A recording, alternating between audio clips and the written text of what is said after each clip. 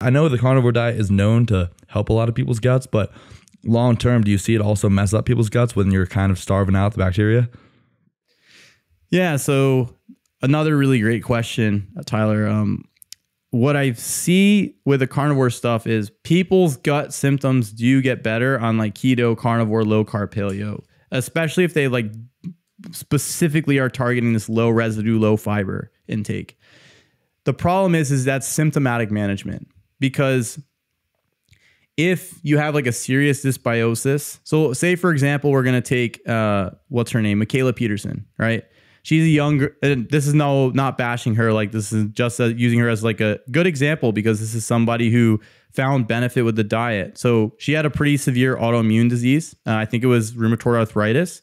And basically by going carnivore, she eliminated her problems, or her, you know, the RA to a large extent, right? Or at least that's what she describes or mentions. And then she created the Lion diet around that, which is basically just a carnivore diet. And the thing is that I think when you start looking at the autoimmune diseases, what you start to see is there's a large component of gut bacteria involved in that autoimmune process, because the change in the gut bacteria can start to alter what goes on with the immune system. And then that can lead to a variety of weird effects. So as another example, you have the disease process of ankylosing spondylitis, which is basically the spine. You get serious inflammation along the joints in the spine. And whereas RA is serious inflammation in other joints throughout the body. And it's immune-derived inflammation. It's not like direct injury inflammation. And in RA, what they find is there's a low-starch diet. I think Dr. Alan Erbinger was the one who kind of found this or discovered this. And when people go on a low starch diet with ankylosing spondylitis, they go into remission. So that joint inflammation along the spine starts to drastically decrease. And so I think with Michaela Peterson going on the carnivore diet was kind of a similar setup to that, because she basically, a lot of the problem could be related to immune dysregulation, partly around what was going on with the microbiome or her microbiome. And then when she went on this really low residue diet, she didn't provide this fodder for the microbiome to start to ferment the different components in the food and then produce these toxic bacterial metabolites that were inducing the inflammation throughout her joints and different areas in her body. And so did it help her? It clearly, at least from what she claims, I don't know her specifics, but the problem is like I don't think that that's a long-term solution to necessarily fix that problem, because you're just removing the fermentable substrate from the colon. The other thing with the carnivore diets is you're eliminating like a lot of crap from the diet. So it's meat and high quality monounsaturated, saturated fats, and then maybe some other animal products, but most people's like salt, water, and meat.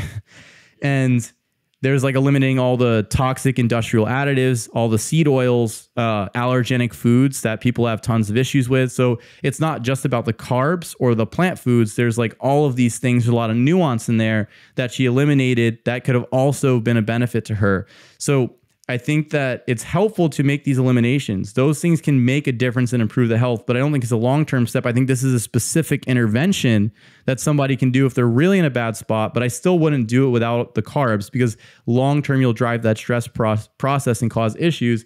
And then I would still try to modulate the gut in some type of way so that this individual is able to actually tolerate a broader range of foods, because the carnivore diet has a lot of limits in terms of the different nutrients that you bring on board and whatnot.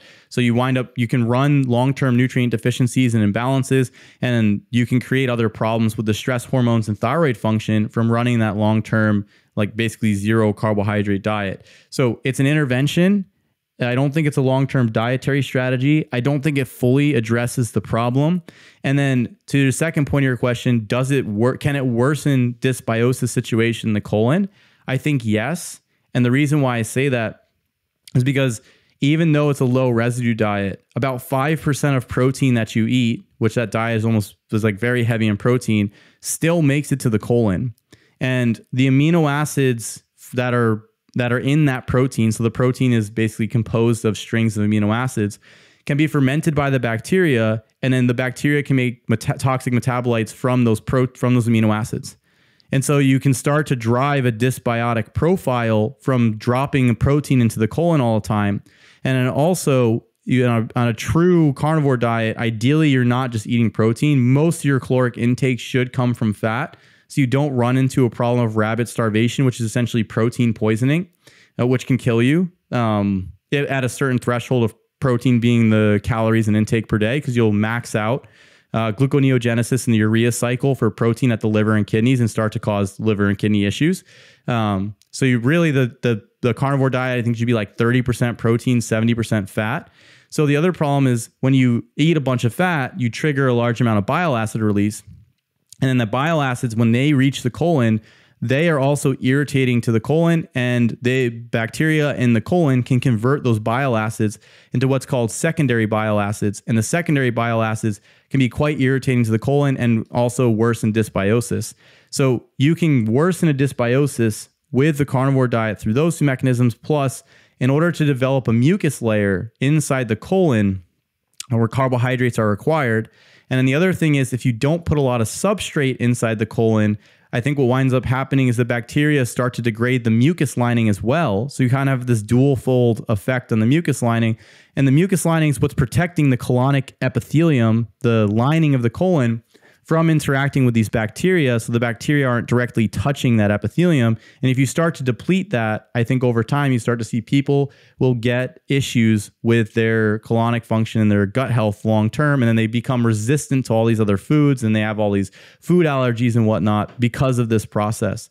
So I think in the long term, it can actually cause problems. And I actually work with many clients coming off carnivore, low carb, keto, paleo, who are trying to bring carbs back in. And it's like, man, I used to be able to eat potatoes and now I can't do this or I can't do that. And that's where you see people, I think like Jordan Peterson, who's like, I had vinegar one day and I had a migraine for a week. And it's like, that is a very extreme reaction. And I think that's a function of the diet. Not necessarily because the vinegar is super toxic, but because the context with which he finds himself in, it made him very sensitive to all these different food components because of these effects inside the gut. All right, if you enjoyed that clip, make sure to click up here to check out the full episode. Till next time, guys, be good.